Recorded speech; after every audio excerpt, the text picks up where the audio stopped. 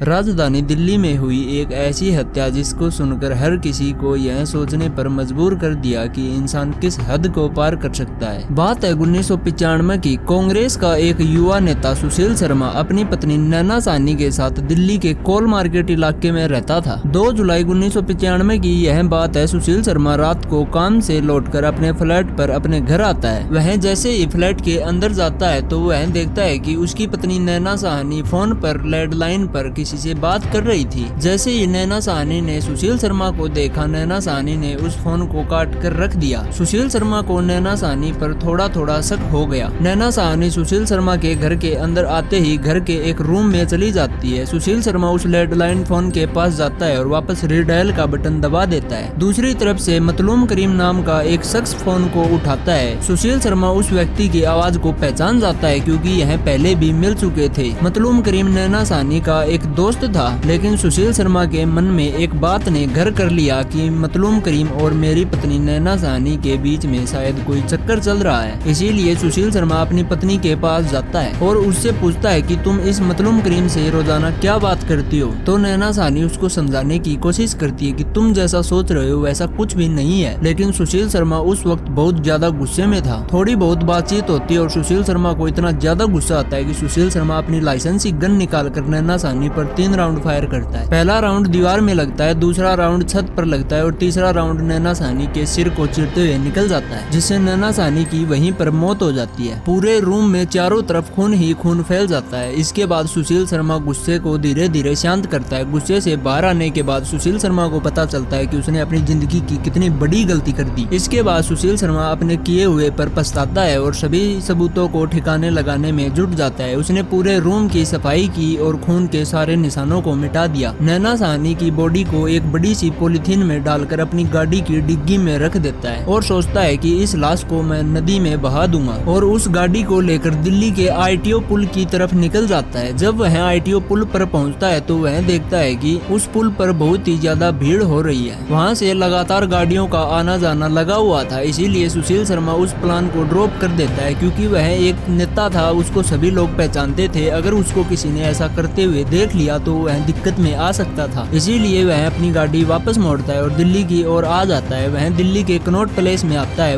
वहीं पर उसका एक रेस्टोरेंट था, वह उस रेस्टोरेंट में जाता है। उस रेस्टोरेंट को सुशील शर्मा का मैनेजर केशव संभालता था। सुशील शर्मा रेस्टोरेंट के अंदर चला जाता है। सुशील शर्मा देखता है कि रेस्टोरेंट के अंदर भी बहुत ज्यादा भीड़ हो रखी है। इसीलिए वह अपने मैनेजर केशव के पास जाता है और केशव को पूरा रेस्टोरेंट खाली करवाने को कहता है। सुशील शर्मा के कहने पर केशव धीरे धीरे उस रेस्टोरेंट को खाली करवाने में जुट जाता है। सभी लोग वहां से खाना खाकर चले जाते हैं और वहां पर सिर्फ होटल का स्टाफ बचता है। इसके बाद सुशील शर्मा अपने मैनेजर केशव से कहता है कि सभी स्टाफ को 2 दिन की छुट्टी दे दो, और केशव कुछ ऐसा ही करता है। सभी स्टाफ को यह बता दिया जाता है कि कल की भी छुट्टी आप लोगों को काम पर नहीं आना है, और सारा स्टाफ उस होटल से निकल जाता है। इसके बाद सिर्फ होटल में सुशील शर्मा और उसका मैनेजर केशव बचते हैं। सुशील शर्मा केशव को आराम से समझाता है कि मेरे हाथों मेरी पत्नी नैना का मर्डर हो गया है। एक बार को तो मैनेजर केशव डर जाता है, लेकिन सुशील शर्मा के समझाने पर वह शांत होता है और सुशील शर्मा का साथ देने की ठान लेता है। इसके बाद वह दोनों प्लान बनाते हैं कि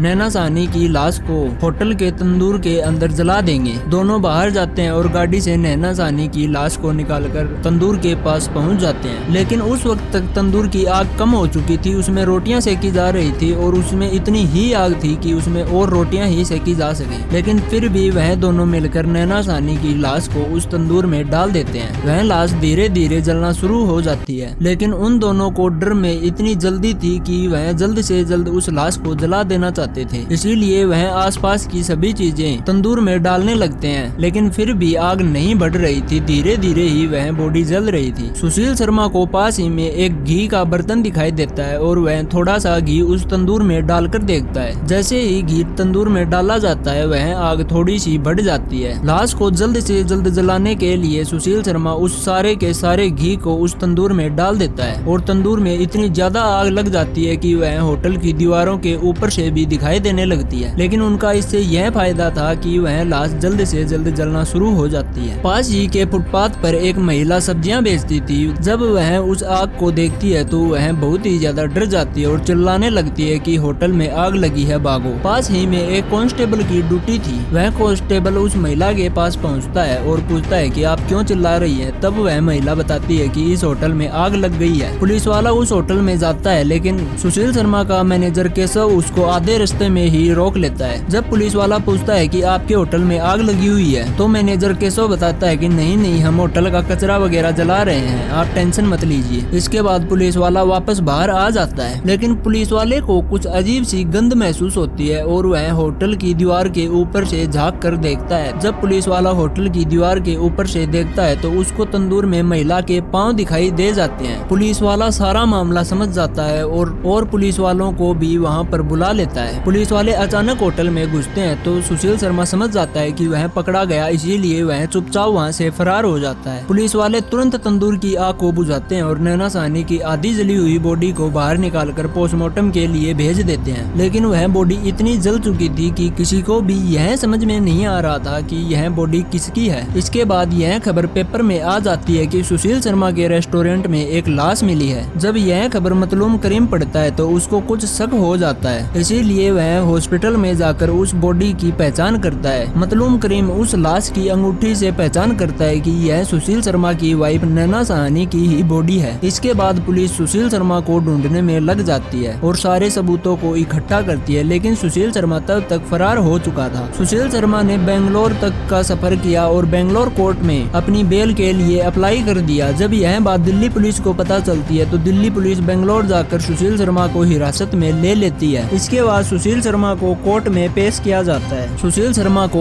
कोर्ट के द्वारा फांसी की सजा सुनाई जाती है। 2013 में यह फैसला बदलकर उम्र कैद कर दिया जाता है। खबरों के मुताबिक सुशील शर्मा अब जेल से बाहर आ चुका है। कोर्ट के द्वारा यह बताया गया कि सुशील शर्मा ने जो कुछ भी किया वह उसने गुस्से में आकर अचानक से कर दिया, उसका पहले से मारने का कोई प्लान नहीं था। इसी कारण सुशील शर्मा को आजीवन कारावास की सजा सुनाई गई है। आप इस कहानी के बारे में क्या सोचते हैं कमेंट बॉक्स में जरूर बताएं। थैंक यू, धन्यवाद।